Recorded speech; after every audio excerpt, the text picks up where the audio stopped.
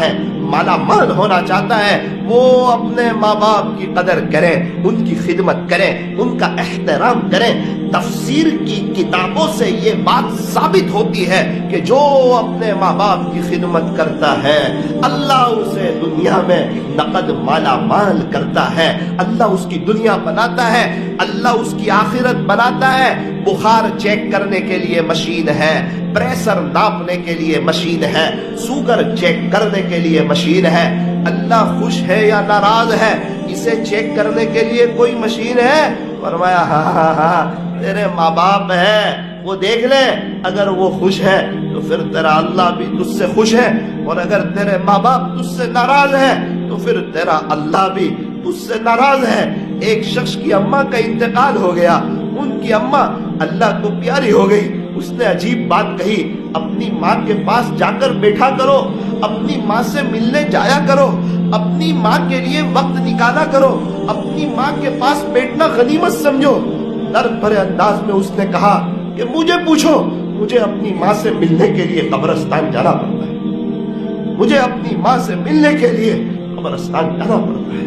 ایک شخص کے والد صاحب کا انتقال ہوا، انہوں نے کہا اپنے والد صاحب کی ایک آواز پر فوراً حاضر ہو جایا کرو، کیونکہ میرے والد صاحب دنیا سے چلے گئے ہیں تو ان کی آواز میں اپنا نام سننے کے لیے میرے کان آج ترس گئے، ان کی آواز میں اپنا نام سننے کے لیے میرے کان آج ترس گئے۔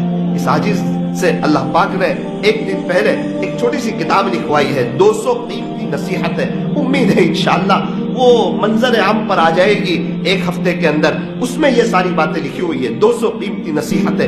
ماں کی قدر کرو، باپ کی قدر کرو، ماں باپ کا دل جیت لو، کامیاب ہو جاؤ گے، ورنہ ساری دنیا جیت کر بھی ہار جاؤ گے۔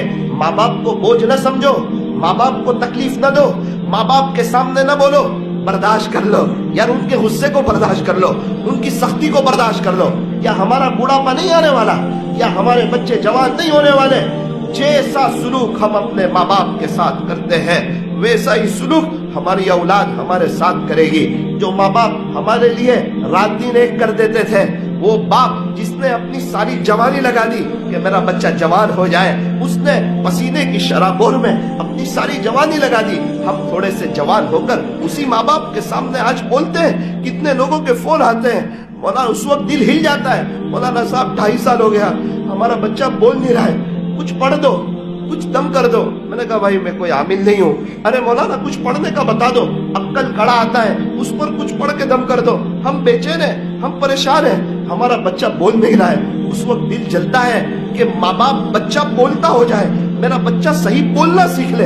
اس کے لیے ماں باپ اتنی کوشش کرتے ہیں، اور یہ بچہ جوان ہو کر اس زبان کی طاقت کو اسی ماں باپ کے سامنے آزماتا ہے اور اپنی آخرت کو برباد کرتا ہے۔ کیا وہ اپنی موت بھول گیا؟ اپنے اللہ سے ملاقات بھول گیا؟ پل صراط پر سے گزرنا ہے وہ بھول گیا؟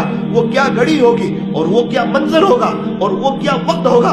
ہم جب اپنے اللہ کے سامنے کھڑے ہوں گے اور حساب کتاب چل رہا ہوگا اور اس میں یوں لکھا ہوا ہوگا کہ فلاں وقت تم نے اپنے ماں باپ کے سامنے بولا تھا، فلاں وقت تم نے اپنے ماں باپ کا مقابلہ کیا تھا۔ میرے عزیزوں، ماں باپ کو ہستی نہیں جنہیں بھلا دیا جائے۔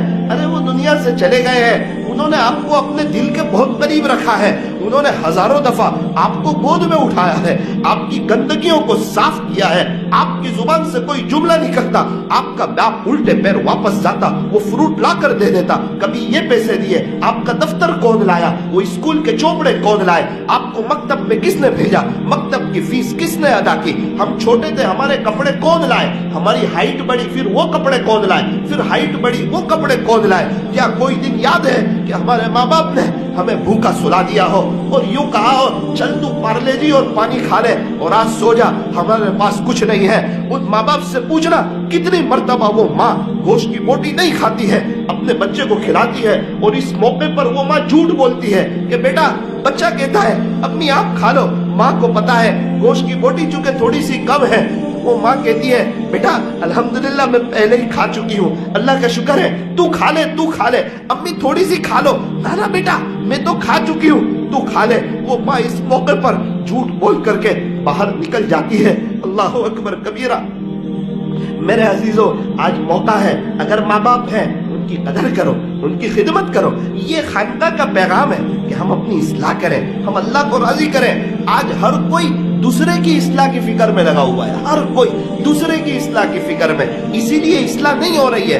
اصلاح معاشرہ کا سب سے اہم پیغام جو ہے وہ اللہ ہمیں قرآن میں دیتا ہے, یا ایھا الذین آمنوا, اے ایمان والو. اللہ مجھ سے بھی خطاب کر رہا ہے, اللہ آپ سے بھی خطاب کر رہا ہے. قوا انفسکم واہلیکم نارا, تم اپنے آپ کو اور اپنی فیملی کو جہنم کی آگ سے بچاؤ, جہنم کی آگ